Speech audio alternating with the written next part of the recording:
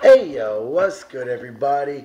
It is your boy Matthew Maley for MatthewMaley.com. Well, it's official. We are back on the couch for the last time for a while here.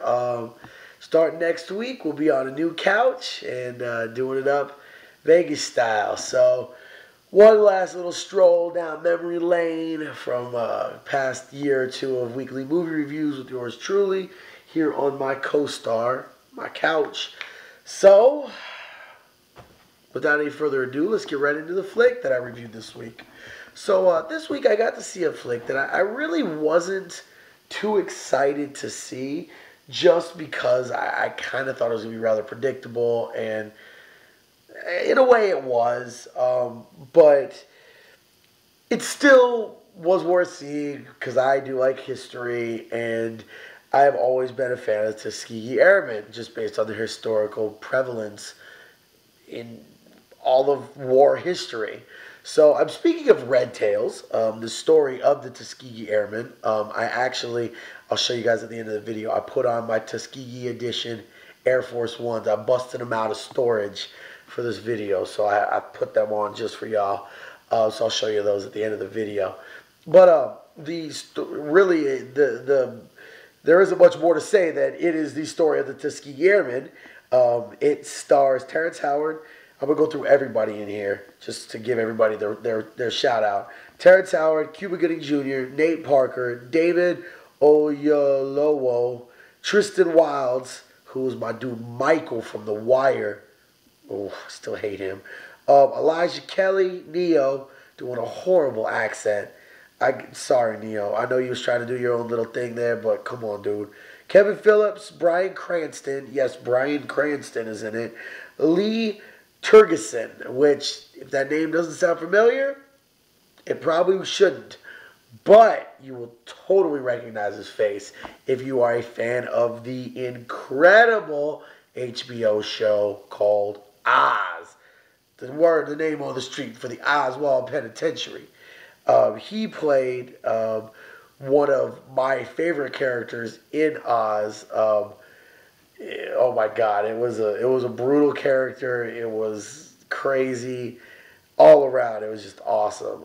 But he definitely plays a beast in that. He doesn't really have much of a role in this, but it's still cool to see him. As well as hold on, let's see here. Gerald McRaney, who's kind of well known. Josh Dallas, Marcus T. Polk, Michael B. Jordan, who I actually was in Chronicle. It's funny, as soon as it came on, I'm like, I know that dude. How do I know that dude? As well as Andre Royo, who's my boy Bubs from one of my favorite shows of all time, The Wire. And Method Man's also in it, going by the name of Cliff Smith in this, but he's also in it. So, and there are a few other people, but those are the ones I really wanted to touch on. Like I said, very basic at the end of the day story of the Tuskegee Airmen and the incessant amounts of racism that they had to go against on a daily basis. They run a quote at the beginning of the film that was something that ran, I believe it's in 1925 in the United States military pamphlet, essentially, and it said that Negroes were not useful for combat because they were less smart, lazy, and couldn't handle high pressure situations. Like the amount of prevalence of racism to the most ignorant and rampant levels, even at that time, is just, it's sickening. And to see this go through World War II into the 60s, I can't even imagine, what it was like back in the Civil Rights Movement. I mean, that's why I got this for one of my favorite and most inspirational people to me is Malcolm X. That's why I got this, By Any Means Necessary. Because not only does that really mean a lot to me, but Malcolm X means a lot to me. If you haven't read his autobiography, go check it out. It's amazing. But the level of racism in this is just, it's ridiculous to see. The basic breakdown is Cuba Gooding Jr. is the commanding officer for the Tuskegee experiment, which was an all-black flying Air Force division. Um, and each character, has their own little nuances. The guy, my dude Bubs from The Wire, he's one of the mechanics.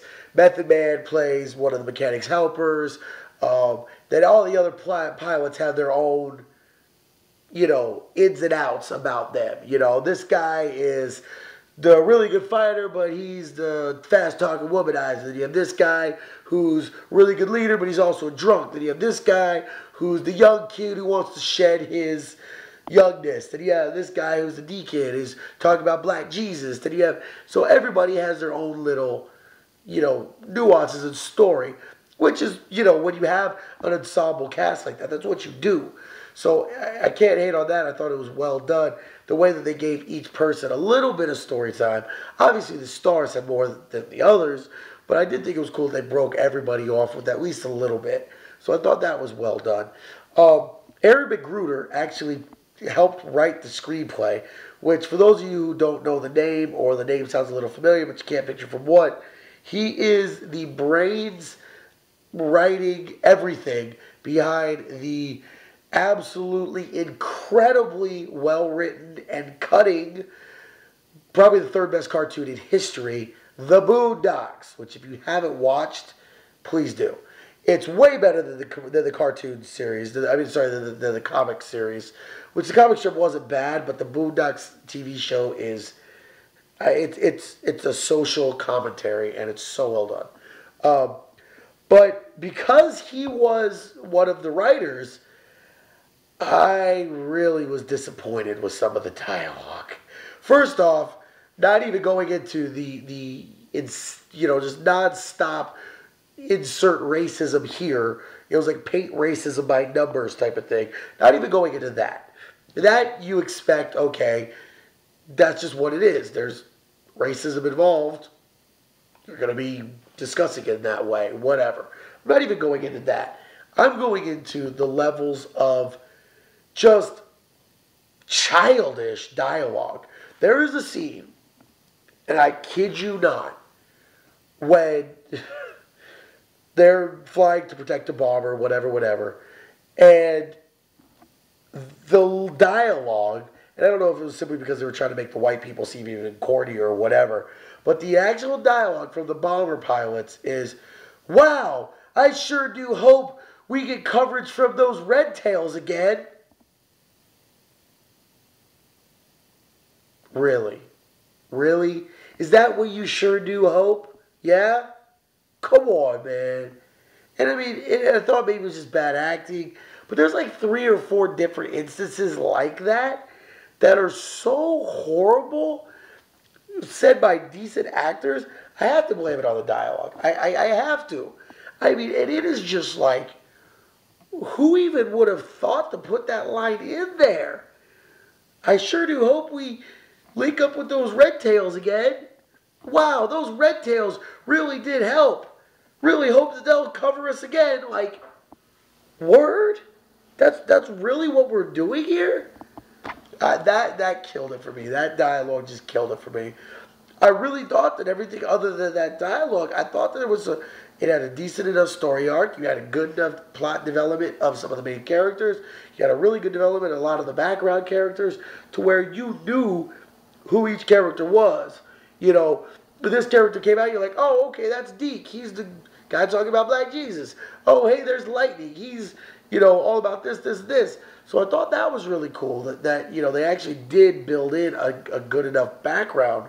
And I also thought that Terrence Howard did a really good job. Surprisingly, so did Cuba Gooding Jr., and I'm not a fan of him other than maybe 2 or 3 movies. So I definitely was impressed with all of their jobs. I thought everybody did a really good job with that. And overall, I thought it was an entertaining movie, especially for somebody who does have interest in history. If you have interest in history, specifically the Tuskegee Airmen, or even anything going to the race relations, it's pretty impressive. I will say it is incredibly predictable, even down to the black guys getting accepted by the white guys, to some of the people who die. I'm not going to spoiler alert who, but it's going to be who you probably think. And that's just what kind of was irritating to me. It was almost like they could have made a very good movie. Instead, they made just like a good enough movie. You know, it was like, this could have been a true 4-star, well-written, well-acted flick. Instead, they're just like, nah, we're okay with 3. We could put more time and effort into it, but 3's good. And that kind of annoyed me, you know. I would have liked to have seen a little bit more time and effort put into it, especially when you have Aaron McGruder. Come on, people. But it was cool. I mean, any show that has 4 HBO, well, actually, I think 5, because I think the one guy was a cop in Oz as well. But having 3 from The Wire with Method Man, my boy who played Michael, and then my boy Bubs, I thought that was really cool. And then, you know, anybody who's got 3 people from The Wire is cool, I mean. But, and then the lead character, I know I've seen him in something, but he looks a lot like David Wayans, and now I can't think of what I've seen him in. I got to go IMDb it. But overall, what do I give it? Well, I just said 3 stars, but I kind of want to be a little bit nicer just because I love the Tuskegee Airmen shoes that I got on right now. So I'll go with 3.5. I know it's been like 4 straight movies with 3.5 stars. I'm sorry. But it really was a little bit better than average, and it was worth watching. It definitely wasn't great. Don't buy it. Don't spend more than a couple dollars to rent it. But it was worth watching. And from a historical standpoint, I do like history, so I was a little bit jaded from it. But realize that when you go into it, you are not going to see Pearl Harbor. You're not going to see some epic, all-time great type of flick. It's a good movie. That's all. So, overall, 3.5 stars. I will try to find either a really good or a really crappy movie just so we can break this string of 3.5 stars. I know it's annoying. It's annoying to me too. So, I'll see what I can do. But once again, I am Matthew Bailey. This is MatthewBailey.com. This is my trusty couch.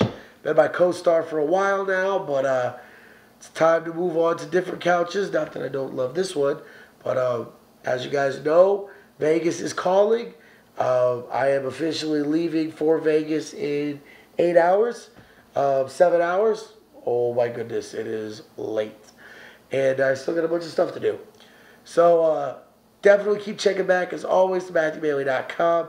I'm going to be putting up tons of videos going forward, pretty much daily, with poker recaps, Vegas recaps, all kinds of random stuff. So definitely keep checking in. I love hearing from you guys. So send me some emails, some comments, anything you want. I'd love to hear from you guys. And don't worry, I'll hit you back.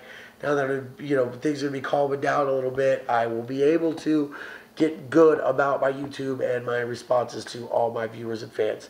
So as always, thank you so much for all the well wishes that I've been getting, all the just all the positive vibes. I really do appreciate it. You don't realize how much I appreciate it, and I really am excited about this coming change in my life, and I really think it's going to go well. So keep checking back for poker updates and all that, and hopefully I'll be showing off a shiny little bracelet here soon. So until the next video, I am officially signing off for Red Tails, which I gave 3.5 stars. I am Matthew Bailey for MatthewBailey.com, the last weekly movie review on this couch.